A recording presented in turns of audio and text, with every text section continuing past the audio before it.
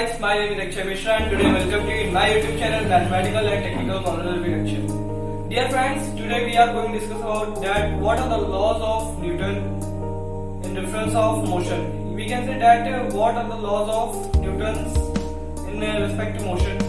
कि न्यूटन की गति के संबंध में क्या नियम है उनके बारे में आज इस वीडियो में डिस्कस करेंगे। इसके पहले भी मैंने क्लास 11 से related conservation of momentum, Kepler's law of planetary motion and कई सारे वीडियो बनाए हैं। क्लास 12 से रिलेटेड भी कूलॉम लॉ पे भी वीडियो बनाया है। तो आज हम लोग अपने इस वीडियो में न्यूटन के गति के नियमों के बारे में जानेंगे। और अगर आपको मेरी समझाने की टिप पसंद आए तो प्लीज इस चैनल को सब्सक्राइब जरूर कीजिएगा। अब हम लोग चलते हैं कि कैसे न्यूटन के लॉ जो है मोशन के आधार पर कार्य करते हैं। देखिए, न्यूटन ने पहला नियम दिया कि जैसे कोई वस्तु है, मान लीजिए ये कोई वस्तु है, ठीक है, इसमें जब तक हम कोई बाह्य बल नहीं लगाएंगे तो ये तब तक कोई गति करेगा। मान लीजिए वस्तु रखी हुई है और इसमें कोई मोशन नहीं होगा जब तक कि हम इसमें कोई एक्सटर्नल फोर्स लगाएंगे। जैसे हम इसमें एक्सटर्नल फोर्स लगाएंगे तो ये मोशन करने लगेगी। तो बस यही न्यूटन का पहला नियम था।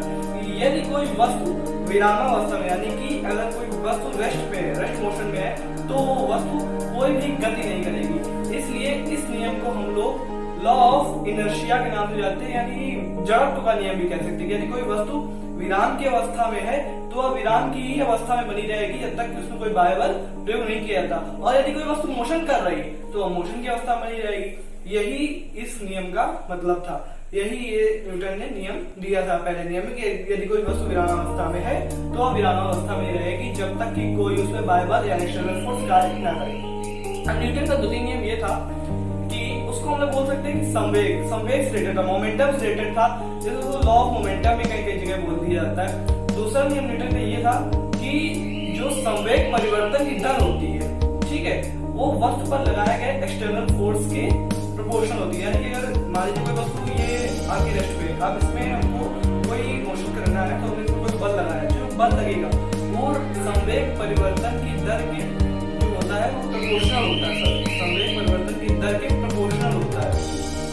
तो न्यूटन के द्वितीय नियम के हिसाब से हमने जान लिया कि जो फोर्स उसमें एक्सटर्नल फोर्स लगता है किसी भी ऑब्जेक्ट को रेस्ट से मोशन में लाने के लिए, वो उसके मोमेंटम के या rate of change of momentum के प्रोपोर्शनल होता है। यानी कि हम बोल सकते हैं कि संवेग के परिवर्तन की दर के अनुपाती होता है, ठीक है। तो इसमें अगर आप इस डेरिवेशन को भी हल कर लेंगे, जैसे इसमें इस स्लाइड में आपको दिख रही होगी डेरिवेशन, अगर आप उस डेरिवेशन को भी हल कर लेते हैं या फिर एक इसके नियम को और भी समझा सकता है कि जो भी हमने एक्सटर्नल फोर्स इस ऑब्जेक्ट को रेस्ट से मोशन में भेजने में लगाई, वो जो फोर्स होगा वो उस यानी कि इस ऑब्जेक्ट के मास के और इस ऑब्जेक्ट को रेस्ट से मोशन में ले जाने के एक्सेलरेशन के, यानी कि त्वरण के और द्रव्यमान के गुणनफल के, यानी कि मल्टीप्लिकेशन के प्रोपोर्शनल होगा। यानी कि जो भी एक्सटर्नल फोर्स में लगेगी वो इसके मास और इसको मोशन में ले जाने वाले एक्सेलरेशन के मल्टीप्लिकेशन के प्रोपोर्शनल होगी। यही न्यूटन का गति का द्वितीय नियम था। अब बात आती है न्यूटन की गति का तृतीय नियम क्या था। सबसे मोस्ट इंपॉर्टेंट यही है कि न्यूटन की गति का तृतीय नियम क्या था, क्योंकि न्यूटन की गति के तृतीय नियम के बारे में लोगों को कई सारे मिथक है। क्योंकि बुक्स में प्राय लिखा होता है कि क्रिया प्रतिक्रिया नियम इसको बोल सकते हैं कि यदि हम किसी वस्तु पर बल लगाते हैं तो प्रतिक्रिया स्वरूप वस्तु भी हम पर बल लगाते हैं। मान लीजिए हमने किसी दीवार पर बल लगाया, दीवार भी प्रतिक्रिया स्वरूप हम पर बल लगा रही है। यही न्यूटन के क्रिया प्रतिक्रिया नियम प्राय बुकों में देखने को मिलते हैं, अक्सर मिलते हैं, लेकिन ये नियम अधूरा है। न्यूटन की गति का तृतीय नियम ये नहीं कहता है कि सिर्फ और सिर्फ क्रिया प्रतिक्रिया बल, बल्कि ये भी वो बोलता है जैसे हम किसी वस्तु पर बल लगाया, वस्तु भी हम पर बल लगाती है। मैग्नीट्यूड जो उसका परिमाण होता है वो उतना ही होता है जितना कि हम उस वस्तु पर बल लगाएंगे उतना ही वो वस्तु पर बल लगाएगी। मैग्नीट्यूड उतना ही होता है लेकिन डायरेक्शन उसकी अपोजिट होती है कि हम वस्तु पर बल लगाएंगे तो हमारी डायरेक्शन वस्तु की तरफ होगी और वस्तु जब हम पर बल लगाएगी तो उसकी डायरेक्शन हमारी तरफ होगी।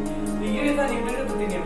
और इसमें न्यूटन के तृतीय नियम में अभी कुछ शंका है, कुछ डाउट है, कुछ सस्पेंस है, उसकी अभी खोज चल रही है। क्योंकि इसमें क्वेश्चन ये होता है कि मान लीजिए कोई वस्तु है और वो क्रिया प्रतिक्रिया नियम को फॉलो करती है, ठीक है। इसमें क्वेश्चन उठा था बहुत साल पहले कि जैसे कि मान लीजिए कोई हम हम लोग हैं, जैसे कोई इंसान है, कोई व्यक्ति है, वो पृथ्वी पर उछलता है या कूदता है, कुछ भी करता है, तो पृथ्वी भी क्या उसके रेफरेंस से बल लगा रही। तो न्यूटन साहब ने उस समय बताया था कि हाँ, पृथ्वी भी इस पर बल लगाती, पृथ्वी भी क्रिया प्रतिक्रिया नियम का पालन करती, लेकिन अभी भी उसमें खोज चल रही है, क्योंकि पृथ्वी एक बहुत बड़ा ऑब्जेक्ट मान सकते हैं, बहुत बड़ी वस्तु मान सकते हैं, तो उसको रेफरेंस को देखा तो जा नहीं सकता, तो इस पर अभी रिसर्च चल रही है।